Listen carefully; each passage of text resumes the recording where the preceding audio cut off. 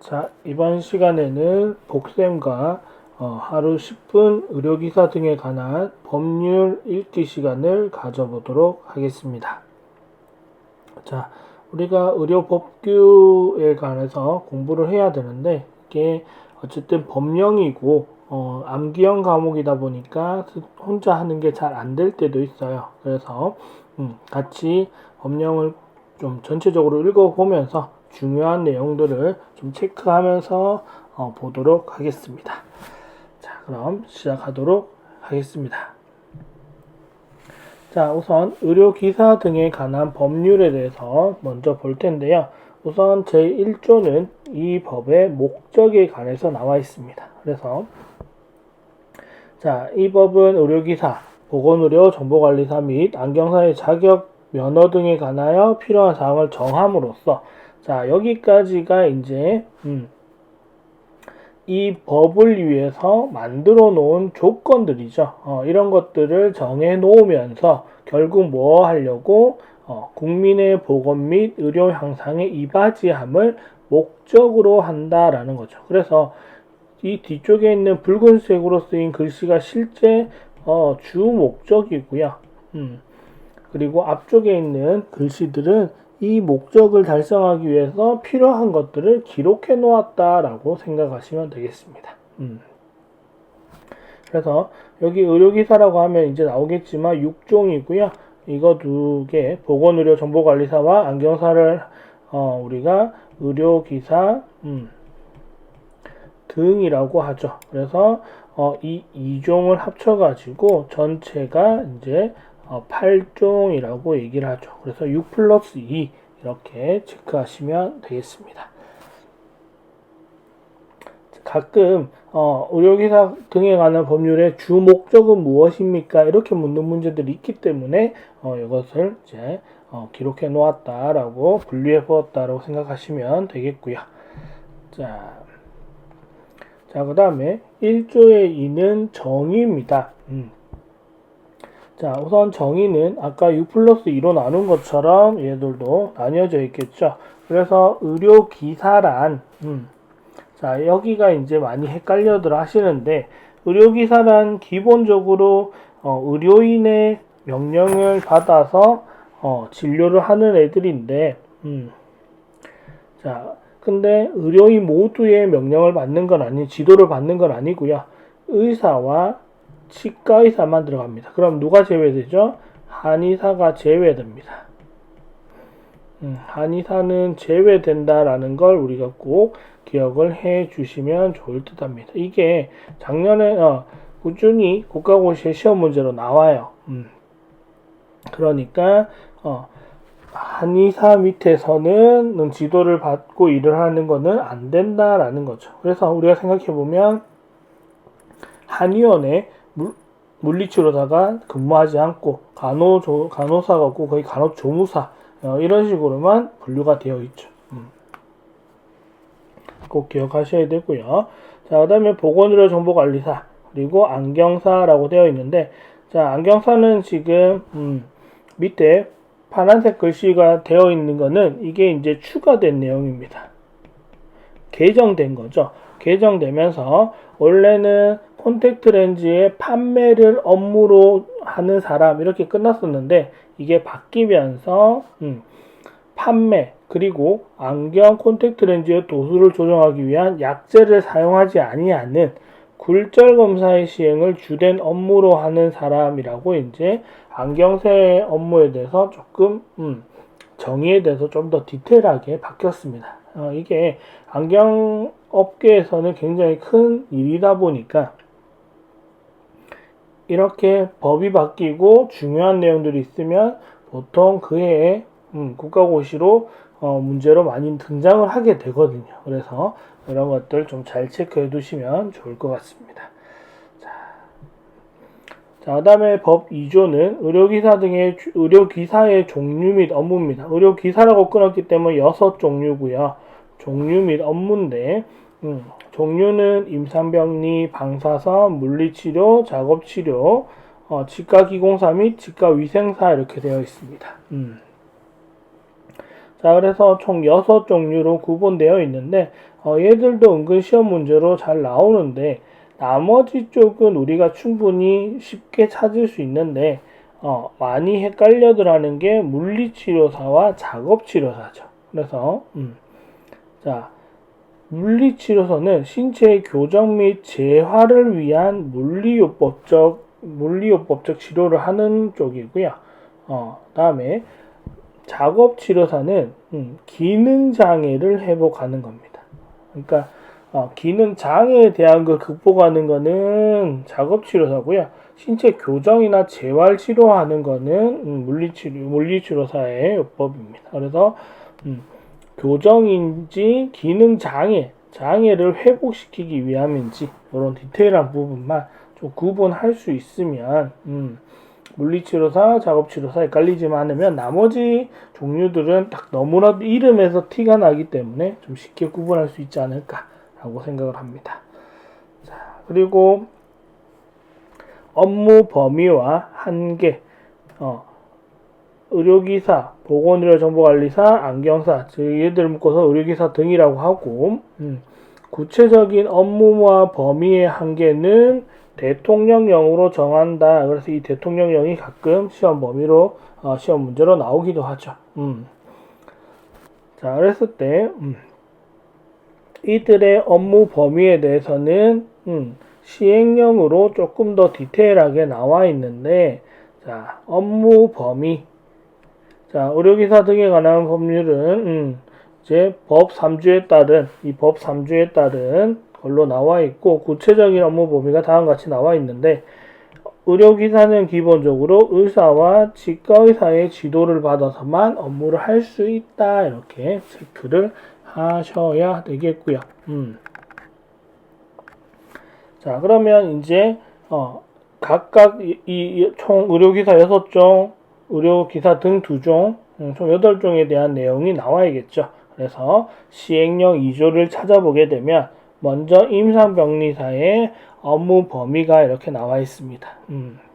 그래서 임상병리사 공부하시는 분들이 이 내용을 너무나 익숙하게 잘 아실 거고, 나머지 업종에 계신 분들은 이 내용이 좀 낯설 수 있겠죠. 그래서 이런 부분들은 우리 업종이 아니라고 할 때는 그냥 가볍게 그냥 한 번 정도 읽어보고 넘어가는 정도로 체크하시면 될 것 같고요. 그래서 화학적, 생리적인 검사 파트에 이제 종사하는 거면 임상병리 이렇게 생각하시면 되겠습니다. 자, 그 다음에 나오는 게 방사선사죠. 방사선사는 우리가 알고 있듯이 방사선에 대해서 이제 취급을 하는 거죠. 그래서 방사선 등의 관련 기기의 취급 관리 업무를 하게 된다. 이게 이제 방사선사. 자, 이런 것들도 우리가 어떤 일을 하는 정도만 체크하시면 되고요. 이 반갈로 1, 2, 3, 4번에 나와 있는 내용처럼 엄청 디테일한 내용까지는 우리가 지금 당장 알 수는 없지만 많이 보다 보면 충분히 기억날 수 있는 부분들이고, 그렇기 때문에 우리 업종이 아니기 때문에 이것들을 내용을 바꿔서 이렇게 내거나 이러지는 않습니다. 그런 거는 걱정 안 하셔도 될 것 같고요. 자, 그 다음에 이제 물리치료사. 물리치료사는 계속 말하지만 작업치료사와 구분만 할 수 있으면 됩니다. 구분만 할 수 있으면. 그래서 신체 교정 및 재활을 위한 것들이면, 그래서 뭐 도수치료 이런 것들, 마사지 이런 것들이 이제 다 물리치료사의 영역들이고요. 그 다음에 이제 작업치료사의 영역은 기능장애를 회복시키기 위한데, 얘는 정신적도 들어가요. 기능장애를 회복시키기 위한 거고, 자, 공통적으로 보시면 뭐 지각, 감각, 재활이라는 것들이 많이 들어가요. 기능장애 또는 재활 치료를 위한, 그리고 뭐 보조기 사용 훈련 이런 것들도 다 여기에 포함되는 거죠. 자, 그래서 작업치료사와 물리치료사의 업무 범위가 확실히 다르다. 그러니까 작업치료사는 조금 더 재활 그리고 보조기 사용. 그래서 그거 생각하시면 되죠. 만약에 교통사고가 나가지고 하반신이 마비됐다가 걷기 위해서 운동하는 거는 거의 다 작업치료사입니다. 근데 내가 허리를 삐끗해가지고 넘어졌는데 발목이 부었거나 허리를 삐끗해가지고 그쪽에 뭐 병원을 가게 됐다 이랬을 때는 다 물리치료사의 진단을 치료를 받게 되는 거죠. 그래서 구분을 할 수 있는 게 제일 중요합니다. 자, 그 다음에 이제 치과 기공사고요. 치과 기공사들은 만드는 것들이죠. 교정장치, 충전물, 작업 모형, 보철, 임플란트 이런 것들을 만드는 작업이 기공, 만드는 작업을 하는 게 치과 기공입니다. 그래서 얘들은 치과 의사의 진단을 받아서 이제 처방전을 보고 만들어내야 된다라는 부분들. 치과 의사의 진료에 필요한 것들을 명령을 받아서 처방전을 받아서 하게 되죠. 그래서 뭐 디자인도 해야 되고 제작도 해야 되고 수리도 해야 되고 가공도 해야 되는 좀 디테일한 업무들을 많이 배우게 되죠. 자, 그리고 치과 위생사는 우리가 치과를 많이들 방문해 보셨을 테니까 치과에 근무하는 간호사와 같은 역할이라고 생각하시면 돼요.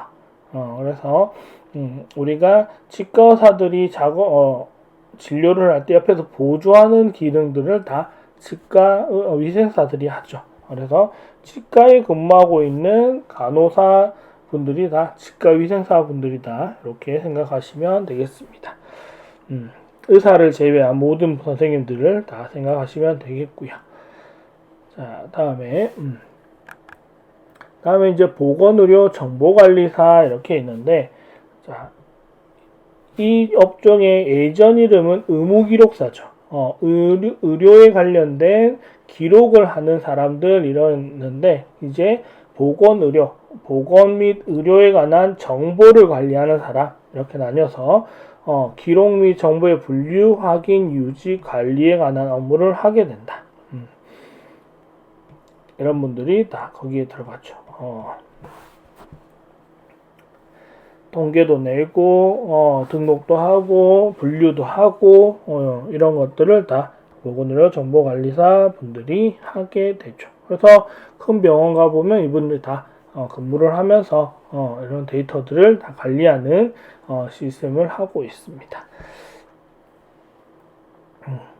자, 그리고 이제 저는 이제 어쨌든 안경사 쪽에 이제 주 컨텐츠를 하고 있다 보니까 안경사에 대해서 조금 더 설명을 드리면, 안경사 같은 경우는 앞에 법 2조에 관한 2조에서 1조 2에서 정의에 대해서는 좀 바뀐 부분이 있었죠. 하지만 아직 이 시행령종에 대해서는 디테일하게 개정된 부분이 없어요. 그래서 이 시행령까지도 바뀔지 이거는 좀 더 지켜봐야 되겠고요. 우선은 앞에 내용은 바뀌었으니까 그 내용은 꼭 좀 기억을 하셔야 되고, 여기를 보게 되면 안경은 시력 보정용에 한정한다. 이런 거 잘 기억하셔야 되고요.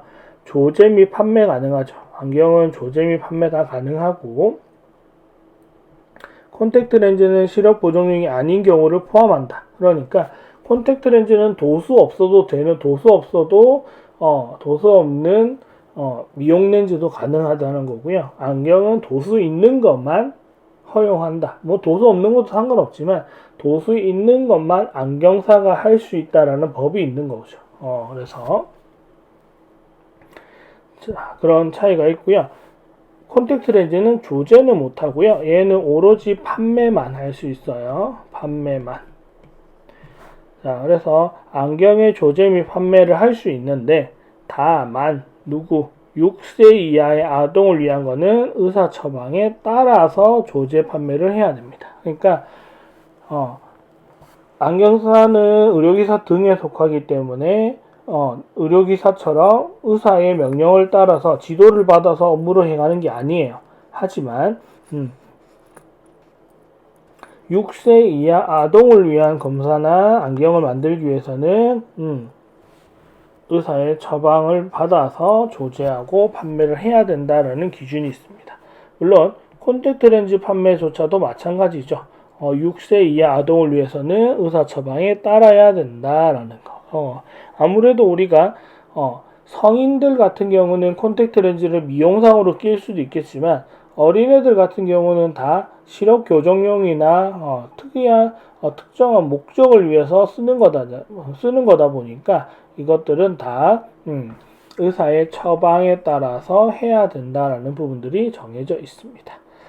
자, 그리고 3번과 4번은 3번은 자각적, 주관적 검사, 4번은 타각적 검사인데 검사를 할 수 있는데 뭘 못하냐면 자각적 검사에서는 약제를 사용하지 않는 검사, 그러니까 약물 사용 못한다라는 뜻이고요. 우리가 안 배우니까 약물 사용 못하는 건 당연한 것 같고, 4번은 약물을 사용하지도 못하지만 자동 굴절 검사 기기를 이용한 검사만 되게 되어 있습니다. 그럼 여기에 뭐가 빠져 있냐면 지금 검연기를 못하죠. 검연기를 할 수 있다는 얘기가 없어요. 그래서 지금 우리가 안경원에서 검연기를 떳떳하게 하지 못하는 거죠. 그러니까 여기에 차라리 그냥 약제를 사용하지 않는 검사, 이렇게 위에처럼 3번처럼 끝났다라면 안경사가 검연기를 쓰는 거에 대해서는 전혀 무리가 없을 것 같은데, 여기에 그냥 자동 굴절 검사 기기를 이용한 검사라고 한정을 지어버렸기 때문에 자동 굴절 검사기잖아요. 수동도 아니고 반자동도 아닌 자동으로 한정 지었기 때문에 검연기는 어쩔 수 없이 법령으로 우리가 해석하면 분리할 수밖에 없다라는 겁니다. 이런 것 좀 기억하셔야 되고요. 그 밖에 안경 조제 및 판매, 콘택트 렌즈 판매에 관한 업무를 안경사들은 할 수 있다, 이렇게 보셔야겠습니다.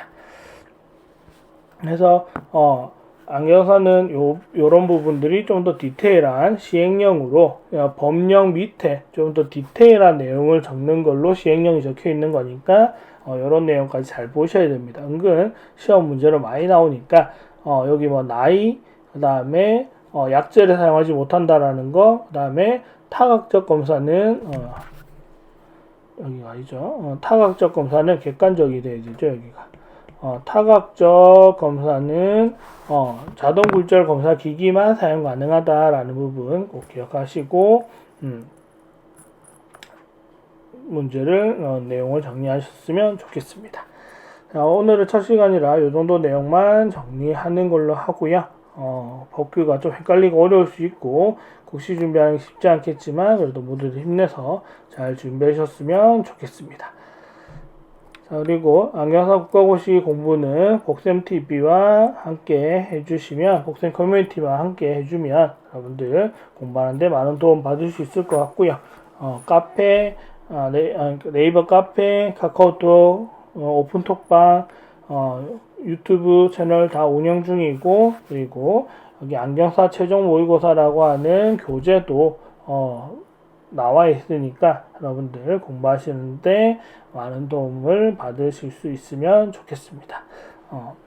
그래서 오늘 법규, 의료기사 등에 관한 법규 읽기 시간 첫 번째 시간은 여기까지 하고 마무리하겠습니다. 감사합니다.